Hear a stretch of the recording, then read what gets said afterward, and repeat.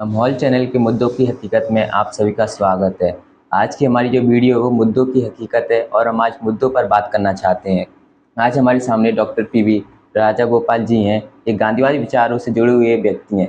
तो पहले हम डॉक्टर पीवी राजा गोपाल जी का स्वागत करते हैं। धन्यवाद। आज हम इनसे गांधीवाद के बारे में सवाल पूछेंगे। वैसे तो मुझे इनका इंट्रोडक्शन देने की ज़रूरत नहीं है क्योंकि ज़्यादा लोग इनको जानते हैं। तो हम पहले स्टार्ट करते हैं। सो हमारा पहला सवाल है, ये चंबल है, ऐसा क्या था उस चंबल में जिससे लोग जाने से डरते थे? जिस समय मैं चंबल घाटी में आए 1970 के दशक में, 70 के आसपास, उस समय जब मैं ग्वालियर स्टेशन में उतरा 5 बजे शाम को, तो लोगों ने मेरे से कहा अब तो आप कहीं मत जाइए। इतना डर था लोगों के मन में, क्योंकि 5 बजे के बाद कोई बस मिलना कठिन था और जौरा तो कोई सोच भी नहीं सकता 5 बजे के बाद कोई जाएंगे। तो उस समय ये डर था कि लोग पकड़ कर लेंगे या बस लूट लेंगे, रास्ते में गोली चल जाएगा। तो हर दिन कुछ न कुछ घटना होती थी कि सवेरे जैसे आप उठते हैं, आप क्या खबर सुनते हैं? खबर यही है कि यहाँ पकड़ हो गया, यहाँ मार हो गया वगैरह। तो उस समय भय का माहौल था पूरे समय, और उस कारण से, उस भय के माहौल के कारण खेत में जाने से लोग डरते थे, स्कूल जाने से लोग डरते थे, और वे लोग फैक्ट्री नहीं लगा सकते थे, सड़क नहीं बना सकते थे, क्योंकि एक प्रकार के भय के माहौल में लोग जी रहे थे। विकास पूरा पूरा रुका हुआ था। जिस प्रकार के विकास जीवन जीने के लिए लोगों को चाहिए, वो विकास रुक रहा था। तो इतना भयावह स्थिति था उस समय, और अभी का और उस समय का कोई कंपैरिजन ही नहीं है, ऐसा है। तो गाइस आप देख सकते हैं, पहले वो चंबल में था, वो अब कुछ भी नहीं है। अगर कोई पूछे ऐसा क्या था चंबल में, तो आप उसको ये वीडियो दिखा सकते हैं, देखो ये था उस चंबल। हमारा दूसरा सवाल है, ये जो इतने भयंकर बागी थे, तो इनका ये हृदय परिवर्तन कैसे हुआ था? तो ये, अगर आपके मन में विश्वास है कि मनुष्य का दिल बदल सकता है, क्योंकि मनुष्य के दिल में वो संभावना है, बदलने की संभावना है।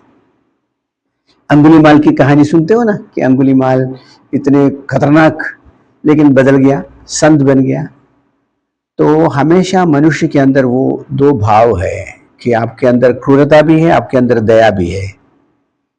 मैं कहता हूं कि आप जिसको पानी डालेंगे वो पौधा बढ़ेगा। अगर आप प्रेम और करुणा को पानी डालेंगे तो प्रेम और करुणा बढ़ेगा। अगर आप क्रूरता और क्रोध को पानी डालेंगे तो क्रोध बढ़ेगा।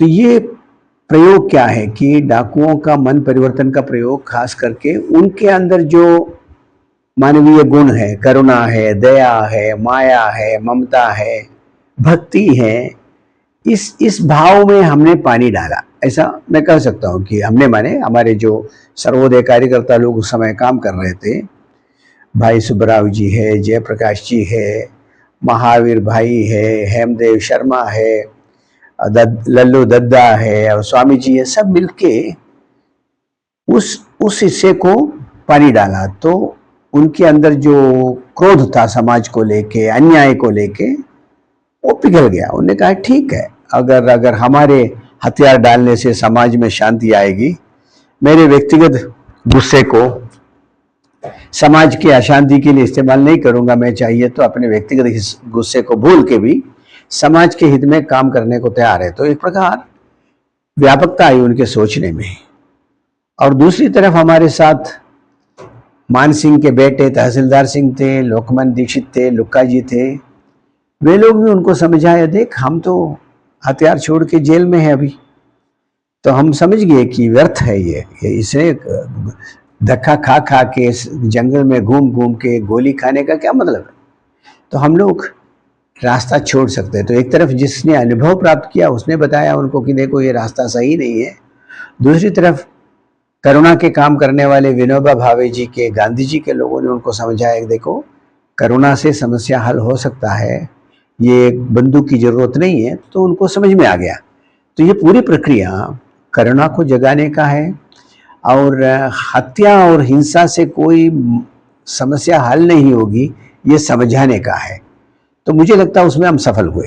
ये दोनों ढंग से सफल हुए कि हत्या और हिंसा का जो जो व्यर्थता है उसको समझाने में सफल हुए, दूसरी तरफ करुणा को जगाने में सफल हुए। तो पूरा ही हृदय परिवर्तन का कहानी एक गहरी कहानी है, वही हुआ। सूरज जी ने कितनी अच्छी बात कही, जो मन में प्रेम हो तो बड़े से बड़े भयंकर डाकू का भी हृदय परिवर्तन हो सकता है। ऐसे ही हमारा तीसरा सवाल है, इतने भयंकर बागी थे तो आपको उनसे डर नहीं लगता था जाने में?